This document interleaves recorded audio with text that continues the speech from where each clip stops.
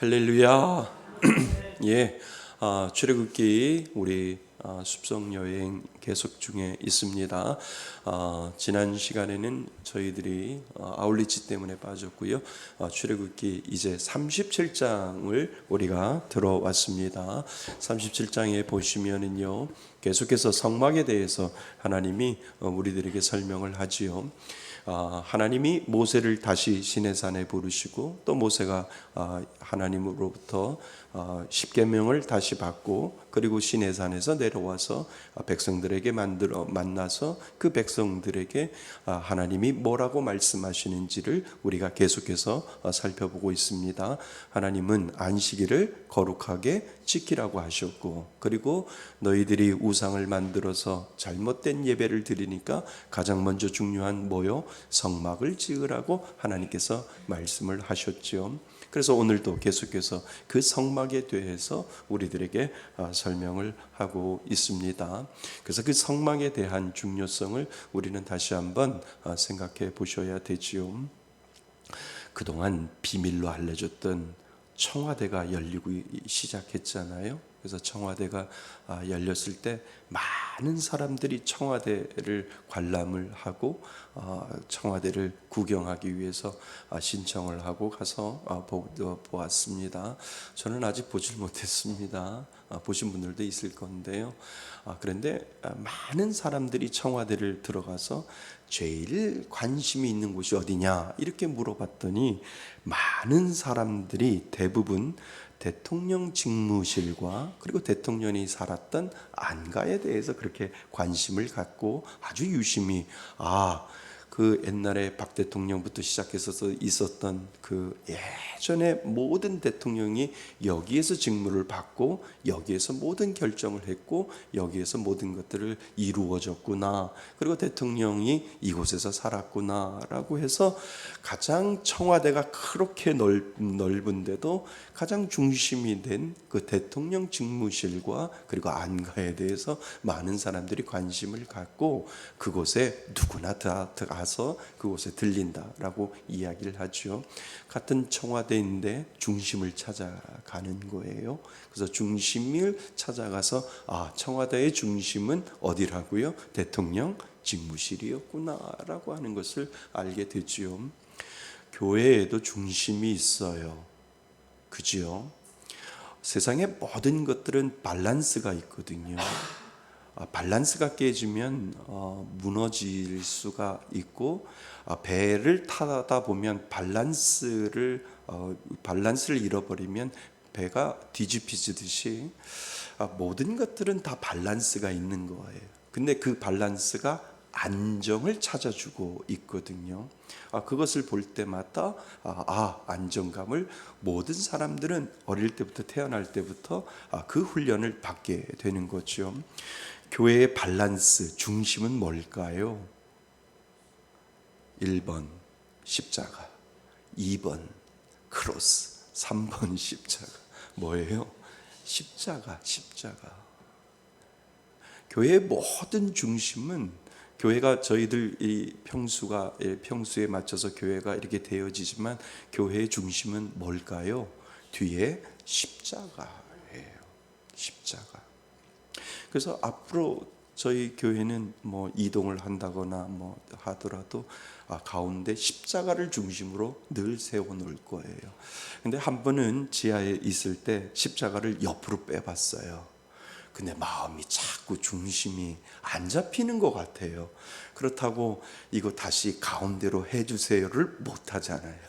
그래서 십자가를 그냥 왼쪽 오른쪽에다가 지하에 있을 때 한번 그렇게 해봤는데 제가 이렇게 해놓고도 장로님이 해놓은 게 맞구나 이렇게 해서 저희들이 이사 왔을 때도 십자가를 중심으로 가운데 딱 세워놓고 모든 것들이 강대상도 십자가를 중심으로 딱 가운데 세워놓고 모든 중심은 이 십자가를 통해서 이루어지게 되는 것. 그렇게 해서 아마 교회가 뭐 다른 곳으로 이동하더라도 뒤에 강단에 십자가는 꼭 세워 놓을 거라는 거죠. 그리고 십자가는 있어야 돼요. 십자가는 달아 놓아야 돼요. 또 어떤 교단에서는 십자가도 우상이다, 우상이 될 수 있다. 그래서 어떤 교단에는 십자가를 세우면 안 됩니다. 아니에요. 제가 보면 성경을 읽을 때마다 십자가는 교회 예배의 중심이 되어야 하고, 그 십자가가 중심이 될 때 우리 마음이 예수 그리스도의 그 십자가의 보혈로 말미암아 안정감을 찾을 수 있다는 거예요. 그래서 아무도 없는 곳에서 평일날 이렇게 밤이나 그리고 평일날 이렇게 오셔서 앉아 있어도 기도를 안 해도 십자가를 바라보면 안정을 느끼게 되는 거예요. 왜요? 나를 편안하게 해주거든요. 그 십자가가 나를 중심을 잡아주기 때문에 나의 마음속에 예수 그리스도의 그 보혈의 은혜가 흘러내려와서 나를 안정시켜 주시고 나에게 평안을 주시고 나에게 평강의 은혜를 주시기 때문에 그렇다는 거죠. 그래서 어떤 분들에게 목사님 기도가 안 돼요. 그러면 교회 나오세요. 그리고 기도하지 마시고 뭐만 바라보면 돼요? 십자가만 바라보면요, 예수님의 은혜가 그 십자가를 통해서 느껴질 수 있기 때문에 기도가 안 되면 교회 나와서 십자가만 한 10분이든 30분이든 계속 십자가만 바라보면서 그냥 바라보면서 가만히 있으세요. 그러면 어느 순간에 십자가가 나에게 은혜로 다가올 때가 있거든요 라고 그렇게 말씀을 드리거든요. 십자가가 교회 예배의 중심이 되는 줄 믿습니다. 그래서 오늘 말씀의 제목이 내 마음이 흔들릴 때 나의 중심은 무엇인가? 정답은 뭐예요? 십자가예요. 교회 신앙인들은 사람이 나를 중심으로 잡아주는 것이 아니에요.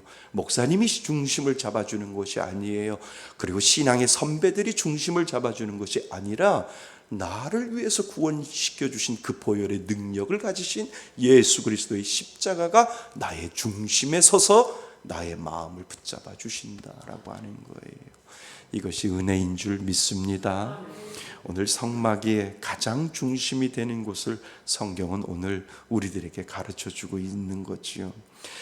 회막을 제작한 그 부살렐, 오홀리압과 부살렐에게 지도자의 영성을 주셔서 그들이 성막을 짓도록 하나님께서 만들어 주셨다라고 제가 말씀을 드렸습니다. 그 성막 안에는 성막 안에 증거궤와 진설병을 올려놓는 상을 만드는 아주 중요한 것들을 지금 설명을 하고 있다는 거죠. 성막에는 성막 회막이죠. 성막에는 세 부분으로 나눈다고 했지요. 뜰이 있고요. 그 다음에 한 발짝 안으로 들어가면 성소가 있고요. 그 다음에 한 발짝 더 안에 들어가면 지성소가 있다라고 우리가 공부를 했잖아요. 근데 그 지성소 안에는 뭐가 있을까요? 법궤, 증거궤가 거기 안에 있는 거죠. 그곳이 중심이에요. 그곳에 하나님이 계시고 그곳에 가장 중심 전체적인 회막의 지성소 안으로 들어갔을 때 가장 정중앙에 놓을 수 있는 것, 하나님이 말씀하시는 증거궤, 법궤가 그 가운데 있다라고 하는 거예요. 오늘날로 말하면 뭐예요? 십자가예요. 십자가. 오늘날 우리가 예배당에 들어와서 성전 안으로 들어가면 십자가가 있듯이 구약시대의 회막 안에 정중앙으로 들어가 있을 때 그곳에 가장 중심이 되는 곳에 무엇이 있냐 하면 증거궤가 그 가운데 있다라고 하는 거죠. 오늘 하나님은 모세를 통해서 이스라엘 백성들에게 성막에서 가장 중심이 되는 그 증거궤에 대해서 설명을 하고 있다는 거죠. 사실 성막의 핵심이고 성막이 법궤의 중심이 그 지성소에 들어 있는 겁니다. 우리나라 단위로 환산을 하면 우리 규빗이라고 이렇게 나와 있는데 증거궤가 얼마나 클까요? 법궤가 얼마나 클까요? 얼마나 할까요?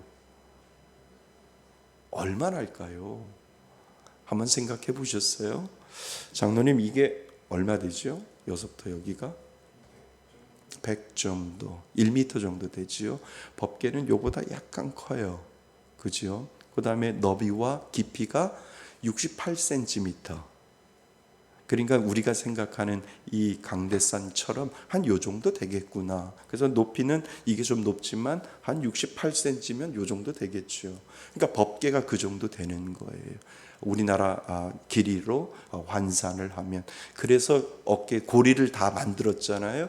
고리를 만들었을 때 쇠막대를 집어넣어 가지고 그것을 들고 제사장들이 움직일 때마다 그 법궤가 움직이는 것처럼, 그 증거궤가 움직이는 것처럼 그렇게 되어 있다는 거. 얼마 그렇게 크지 않다라고 하는 거지요.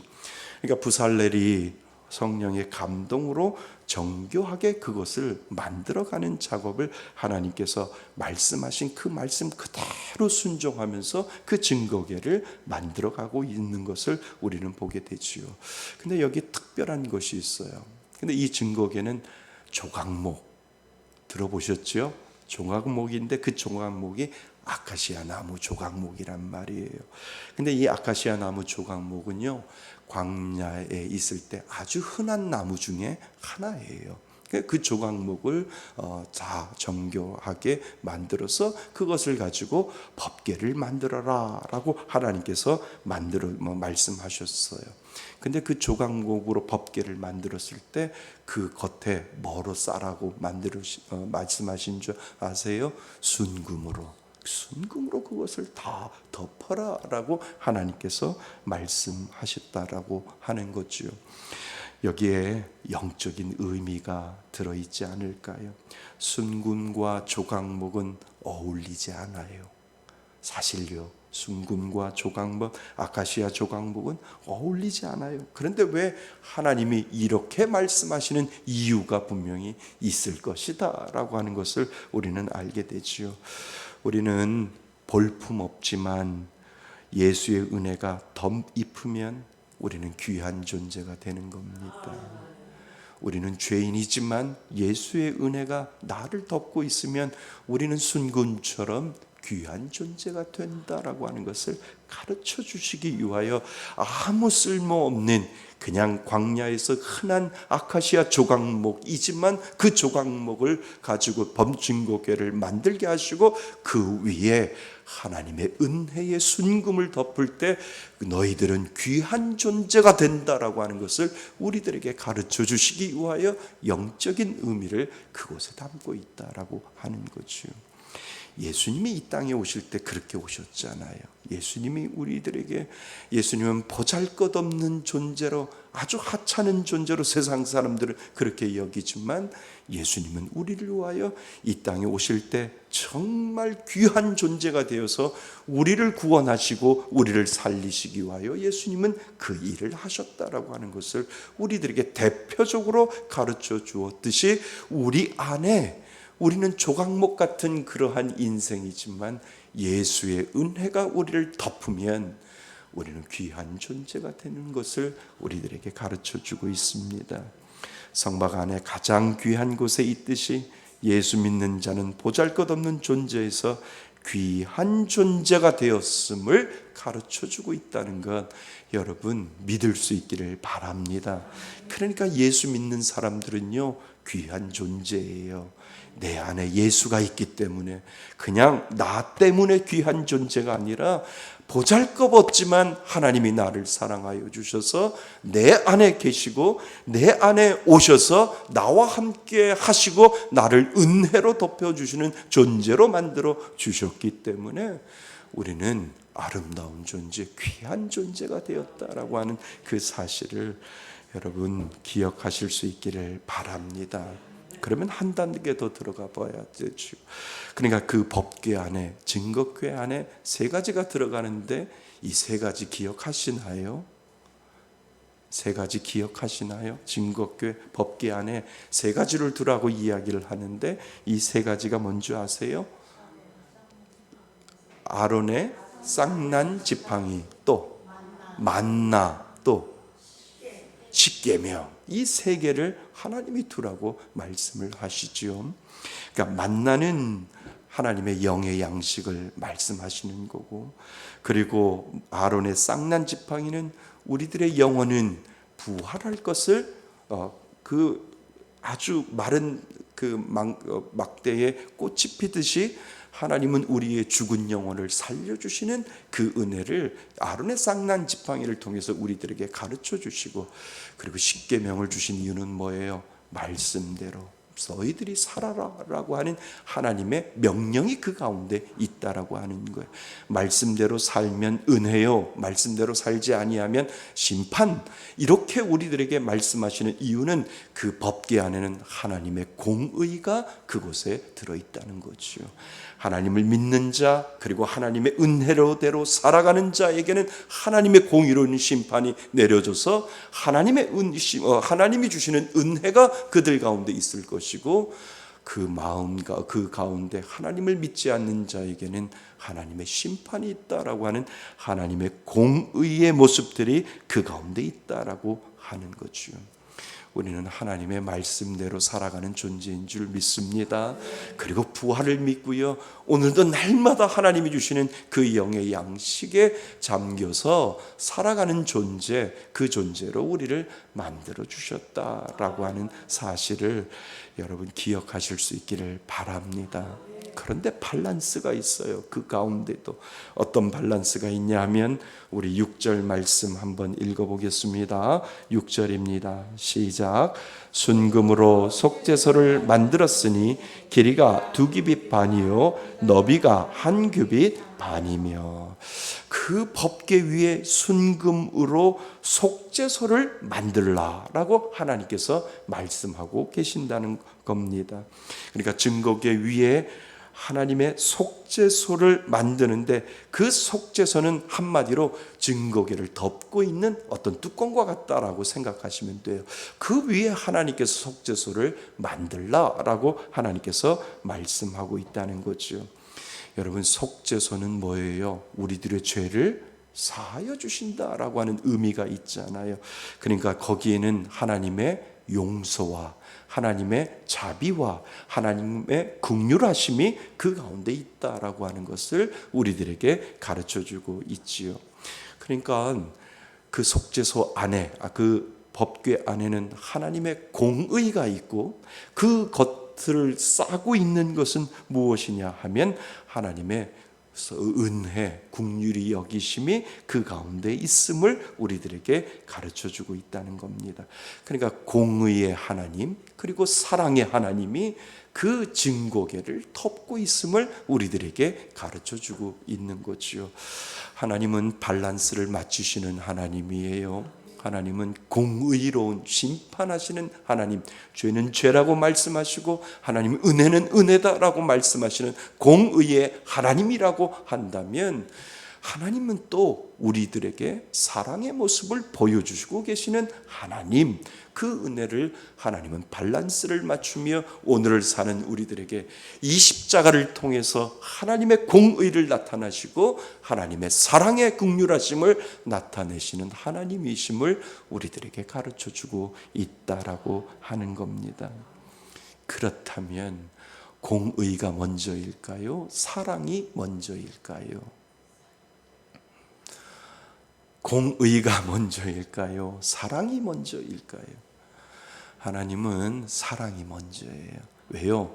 하나님은 사랑이시니라. 아무리 우리가 저거 한다 할지라도 하나님은 공의의 하나님이지만 그 공의를 덮고 있는 것은 뭐라고요? 죄를 씻어주시는 하나님의 그 보혈의 능력이 사랑으로 다가오기 때문에 아무리 공의가 앞선다 할지라도 그 공의를 덮고 있는 하나님의 사랑이 우리에게 다가오기 때문에 공의와 사랑의 밸런스를 맞추지만 하나님은 여전히 우리들에게 공의의 사랑의 모습으로 우리들에게 다가오신다라고 하는 겁니다. 하나님의 법은 하나님의 법궤 안에 감춰져 있고 하나님의 은혜와 용서는 법궤 위에 있다라고 하는 거예요. 이것이 우리에게 은혜가 되는 줄 믿습니다. 그래서 속죄소를 위해서는 반드시 속죄의 피가 뿌려지듯이 예수 그리스도의 그 사랑의 속죄의 피가 뿌려질 때 우리는 그곳으로부터 은혜를 체험하고 하나님의 사랑을 경험하게 되는 거지요. 그래서 성경은 하나님의 공의보다 하나님의 사랑이 앞서는 것이다 우리들에게 말씀해 주고 있다라고 하는 것, 여러분 기억하실 수 있기를 바랍니다. 그래서 우리가 우리의 마음 깊은 곳에서 마치 법궤처럼 하나님의 말씀의 법을 세워나가고, 그리고 예수님을 만나러 올 때는 나를 사랑해 주시는 그 예수 그리스도의 그 보혈의 은혜의 사랑으로 우리는 하나님을 만날 수 있다라고 하는 거예요. 그러니까 우리가 아무도 없는 곳에 혼자 와서 십자가를 바라보면 공의의 하나님을 느끼는 것이 아니라, 무슨 하나님? 나의 죄를 씻어주시고 나를 끊임없이 사랑해 주시는 사랑의 하나님의 은혜로 우리는 그분을 만나게 된다라고 하는 거예요. 이것이 은혜인 줄 믿습니다. 왜냐하면 공의의 하나님이 먼저 나오게 된다면, 내가 예수 그리스도의 내 마음이 심령이 메말라 있고 내가 고통 가운데 있을 때 주님을 찾아왔을 때, 예수님을 찾아와서 십자가를 바라볼 때 너 이거 잘못했지? 너 이거 잘못했지?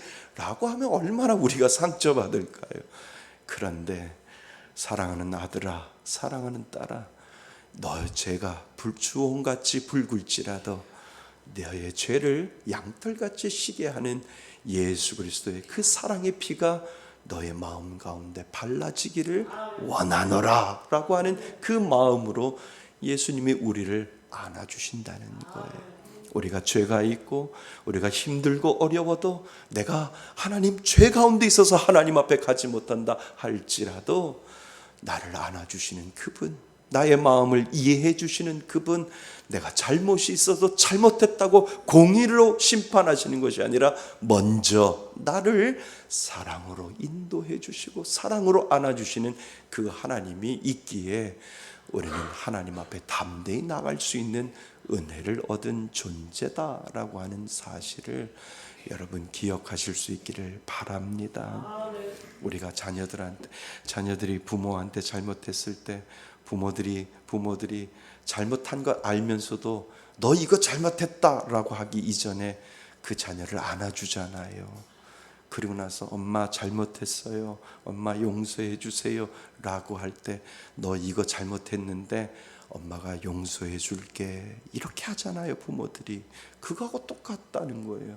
우리 하나님의 마음은요, 하나님은 너 이거 잘못했다, 이거 잘못했다 먼저 말씀하시지 아니하시고 그냥 와락 우리를 안아주시는 하나님의 사랑으로 인해서 스스로 그 잘못을 느끼게 하고 그 스스로 잘못을 깨닫게 해 주셔서, 하나님 저 이거 사실 잘못했거든요, 알아, 네가 이걸 고백할 때까지를 나는 기다렸다라고 하는 것을 하나님이 말씀하신다는 거지요. 사랑하는 성도 여러분, 하나님은 오늘도 저와 여러분, 부족한 저와 여러분들을 안아주시고 이해하시고 그리고 덮어주시는 그 보혈의 은혜로 우리를 끝까지 인도하시는 하나님이심을 여러분 기억하실 수 있기를 바랍니다. 그래서 내 마음이 흔들릴 때 나의 중심은 십자가를 바라보며 오늘도 살아가는 겁니다. 하루하루 살아갈 때 얼마나 우리가 마음이 곤고할 때가 있는지요. 그때마다 십자가가 여러분들에게 은혜로 다가오는 줄 믿습니다. 그때마다 십자가가 여러분들에게 위로가 될 줄 믿습니다. 그래서 그 십자가가 나에게는 힘이 되고 나에게는 용기가 되고 나에게는 지혜가 되는 능력이 있음을 여러분 기억하실 수 있기를 바랍니다.